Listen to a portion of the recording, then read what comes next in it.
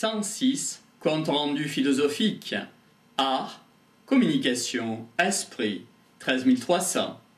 106. Compte-rendu. Qu'en est-il de Bouddha? C'est une expérimentation.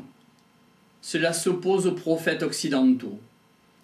On peut faire un parallèle avec les esclaves et la domination qui induisent la culture judéo-chrétienne que Jésus a amenée.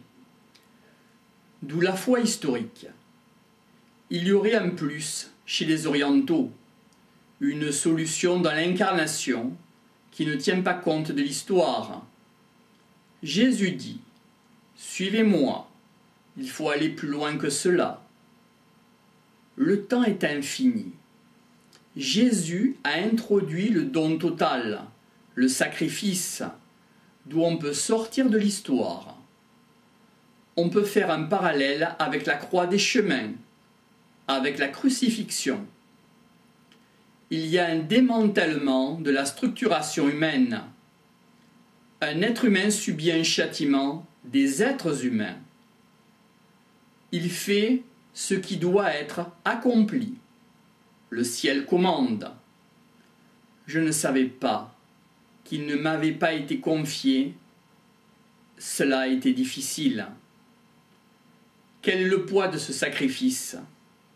Il démontre qu'il y a un commandement, un châtiment, une expiation et une épreuve ultime. Il était nécessaire d'être crucifié pour libérer la faute de tous. Cela s'oppose à le remercier, mais à le liquider. Il montre qu'il vient pour faire le bien, et le peuple entier le tue. Comment se fait-il que le peuple le tue? Le peuple ne veut pas qu'on lui enlève la faute, car le peuple a une position d'esclave. On peut faire un parallèle avec Adam et Ève, esclaves dans un paradis.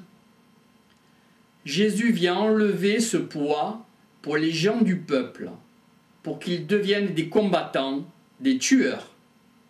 Il les libère. Sous le poids du châtiment, l'esclave veut rester esclave, car il a trop peur de ce qu'il peut encourir. Qu'en est-il de la terreur du monde des dieux, de la métaphysique? Qu'en est-il de la Libye, de la peur du péché, de la peur du jugement, de la condamnation? Ainsi, la culpabilité, la transgression nous permettent d'exister amenuisés, rétrécis. On peut faire un rapprochement avec William Reich et le petit homme. Comment faire l'économie du mal dans l'univers? Ainsi, on fonctionne dans le cadre de cette condamnation. La partie féminine, qui a voulu aller au-delà, implique la sanction. Sous la pression du peuple, cela induit la mort. Les détenteurs de la loi ne veulent pas la mort de Jésus, mais le peuple, oui. D'où l'exil, qui implique un sacrifice collectif. C'est une image qui choque le peuple qui est demandé.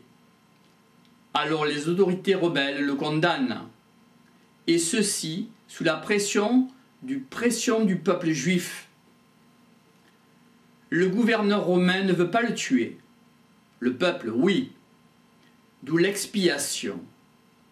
Quand on lève la faute chez quelqu'un, il veut vous tuer. On peut faire un parallèle avec exister dans la condamnation et la bulle de la soumission. Sinon, comment faire pour connaître qu'on est coupable dans la tradition judéo-chrétienne? On ne sait pas qui se trompe là, mais l'humanité fait le pacte de n'avoir pas de témoin. D'où la folie ou la mort. Ils ne peuvent pas le raconter. On attend que des artistes soient morts pour qu'ils ne disent pas où ils sont allés chercher leur art. Ce qui s'est passé, personne ne veut être témoin. Ainsi, le « vous êtes des tueurs » s'oppose à « vous restez esclave. On peut faire un rapprochement avec le serpent dans la Bible. Il y a une influence d'un principe qui introduit la mort, le meurtre. Désormais, tu connaîtras la mort. Qu'en est-il d'Ève? Il y a un démenti à la vie, la mort, un mystère.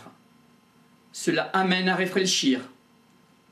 On n'a pas ce qu'on voudrait avoir, car il y a l'adversité.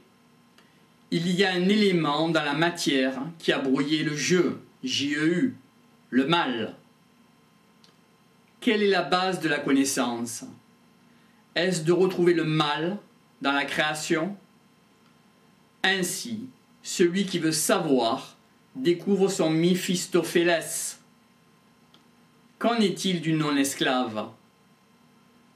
Sans résoudre le principe de la mort et de la connaissance, qu'en est-il? On s'évertue à dire qu'on n'était pas là au moment où cela se passe.